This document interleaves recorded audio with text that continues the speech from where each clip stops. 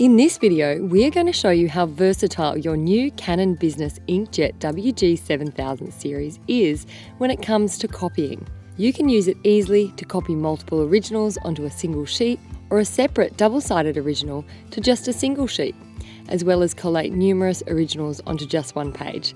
Let's have a look at how to do this.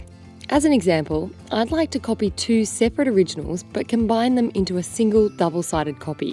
Ensure that your paper is blank on both sides and load it. Place the originals that you would like to copy into the document feeder with the first page facing up towards you. Adjust your paper guides to be snug with your original. This will ensure an accurate alignment. On the Operations panel, select Copy. Here you will see a menu where you can select the various options. You can see that I've selected to print a two-sided copy onto a single sheet from multiple originals. Once you've made your selection, press the Start button. It's in this copy menu that you will find all the copy configurations available to you, even copying multiple originals and copying numerous originals onto a single one-sided page. You'll find these selections here.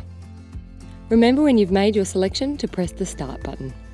Easy as that. Congratulations, you can now print two-sided copies from separate originals or copy numerous originals onto a single one-sided sheet of paper with your WG7000.